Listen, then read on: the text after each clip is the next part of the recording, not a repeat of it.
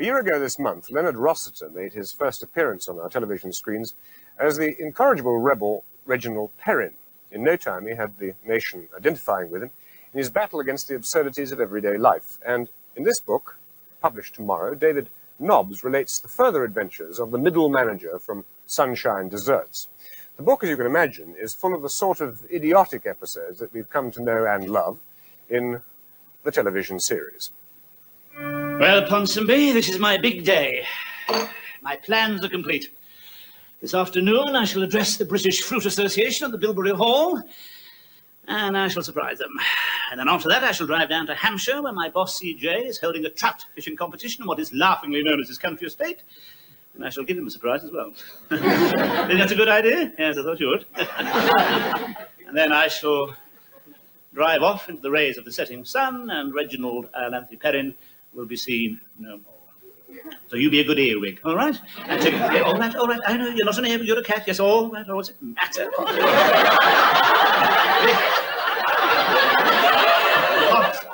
What's it matter in the name? Why it's so boring to call things by the same name all the time?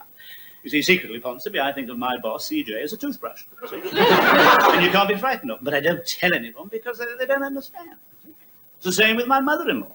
I always think of her. Well,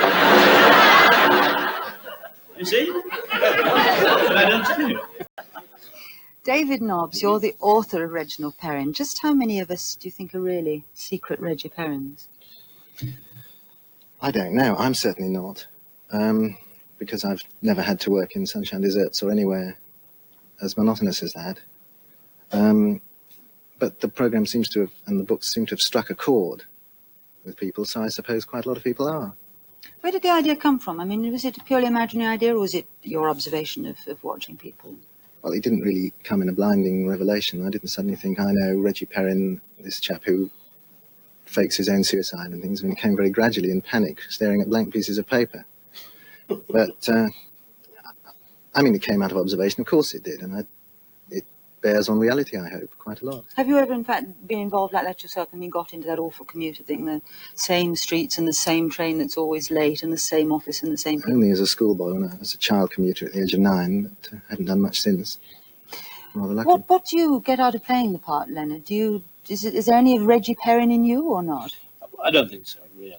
No, like David, I haven't done any sort of commuting and that kind of, not for 25, 26 years. I did work for 6 years in an insurance company, so I do have a sort of vague idea of how somebody like Reggie would feel, but 7 years is not the same as 27 or 37 years in the same job, which is the essence, I think, of David's idea, that it is the grinding repetition of things day after day for many years that really makes somebody throw up their hands in horror and say, but of course they don't throw up their hands in horror, no, do they? Well, I mean, does. that's where the comedy starts, isn't it? I mean, had David wanted to write just a funny book, perhaps I shouldn't take the words out of his mouth, but had he just wanted to write a funny book on itself, he mightn't have chosen something with underlying seriousness, which I think the book has. People find, I mean, best comedy always comes out of truthful situations rather than totally farcical and unbelievable situations. Do you think most people might actually like to realise the fantasies in the way that Reginald does? Well, it'll be very crowded down there in Dorset if they do, but I think quite a lot of people would like to. It doesn't work out all that well for him when he does. He does, in fact, fake his own suicide and comes back at the beginning of the second series as somebody else.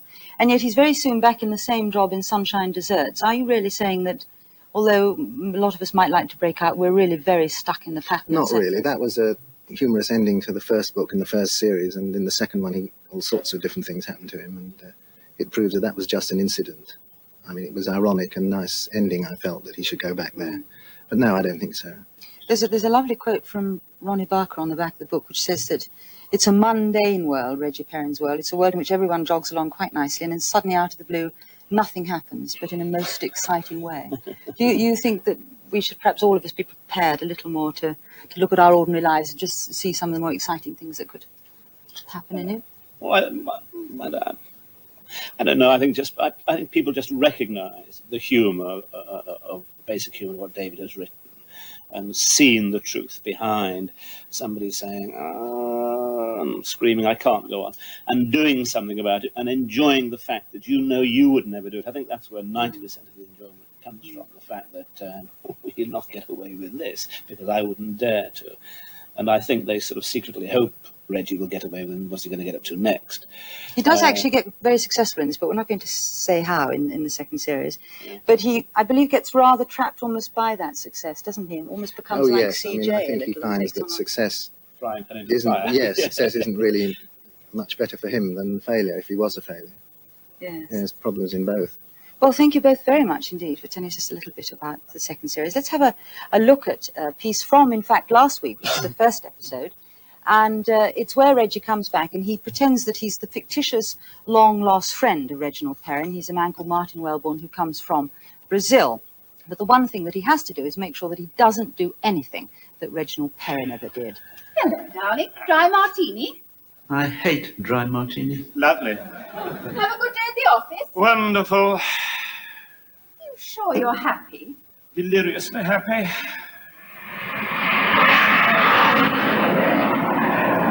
Sorry, what did you say? I said we seem to be on the flight path again today. I wonder who was in that plane. We shall never know. Perhaps a party from the Belgian Licensed Victuallers Association. Eager for cheap sweaters at Marks and Sparks. What's for supper, darling? Mutton casserole. Oh, my God. Yum, yum. Reggie hated mutton casserole. Oh, did he really? He hated dry martini, too. Well, oh, did he really? But then I'm not Reggie, am I? No, you're not, are you? And you can see the second episode later on tonight.